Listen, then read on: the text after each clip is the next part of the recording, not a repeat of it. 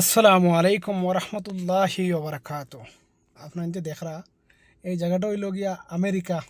America একটা শহর, মানে লস অ্যাঞ্জেলেস একটা জায়গা। জায়গাটা দেখুন না আপনার প্রথমে, তারপরে কিছু কথা বলি। আর আমি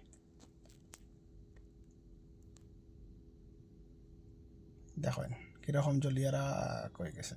House was decimated by flames. Dramatic footage shows a cliffside home engulfed in towering flames. It's a তারা কিন্তু এই জায়গাটারে তারা নিরাপদ করতে পারেন না। কয়েক হাজার হাজার মানুষ, কয়েক লাখে লাখ মানুষ, কয়েক লাখে লাখ গাড়ি, কয়েক লাখে লাখ গড়ে, হাজারে হাজার গড় জ্বলিয়া ফুড়িয়া একদম শেষ হইয়া যার, কিন্তু তারা এখন অবধি। Los Angeles. Our neighbor's house is going up. We're going up. There's no water. আসসালামু আলাইকুম রহমতুল্লাহি ওবরাকাতু। আপনাদের লক্ষ্য করলে বুঝতে পারবা এই ছবিটা দেখলে।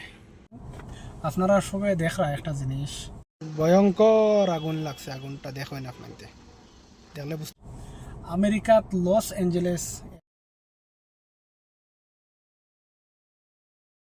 এক জায়গারে, সেই জায়গাত আজকে বিগত 4-5 দিন দেখিয়া এতটুক মানে আগুন লাগছে বলার মতো না।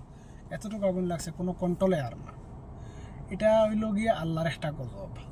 কারণ আমরা ফিলিস্তিনি মা ও ভাই বোনদের উপরে যে অত্যাচারটা হয়েছে শুধুমাত্রই আমেরিকার কারণে হয়েছে। আমি কই আমেরিকার কারণে হয়েছে। আমেরিকায় যদি আত্মীয়পত্র না দিত, যদি বারুদ না দিত, বোমা না দিত, তে আমরা ফিলিস্তিনি ভাই বোনদের উপরে এই অত্যাচারটা হইতো না। অন্তত পক্ষে 30 থেকে 40 হাজার গড় এখন পর্যন্ত আমরা শুনছি, যতটুকু শোনার মধ্যে আর 30 থেকে 40 হাজার গড় এখন পর্যন্ত জ্বলিয়া একদম রাগ হয়ে গেছে। তার কাছে একটু ফানিও বর্তমানে নাই যে তারা ফানি দিয়া আগুনটা নিয়ন্ত্রণে আনবো।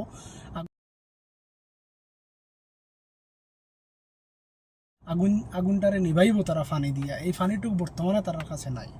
বিষয় নেই। আর যেটা ফানি আছে, এটা ফানি যদি তারা এই জায়গাত মারে, এই জায়গায় যদি আগুন নিবানি লাগে ইউজ করে, তো এই জায়গাত ভবিষ্যতে কয়েকশো বছর এই জায়গাত ফসল বলতে কোনো কিছু তারা মানে উৎপাদন করতে পারতো না। এই পর্যায়ে তারা বর্তমানে আছে। তো আমেরিকা কিন্তু একটা সুপার পাওয়ার দেশ থাকা অবস্থায়ও তারা কিন্তু কোনো কিছু করতে পারে না।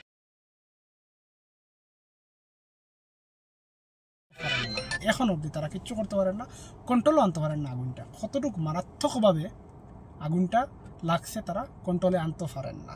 আপনারা জানেন হয়তো আমেরিকার মধ্যে একটা হলিউড পাহাড়ের নাম আছে। পাহাড়টার উপরে লেখা আছে হলিউড। আপনারা হয়তো গুগলে সার্চ করলে আপনারা ফাইল দিতে পারেন, ইউটিউবে সার্চ করলে আপনারা এটার ভিডিও পাইবা, সব কিছু পাইবা ইনফরমেশন।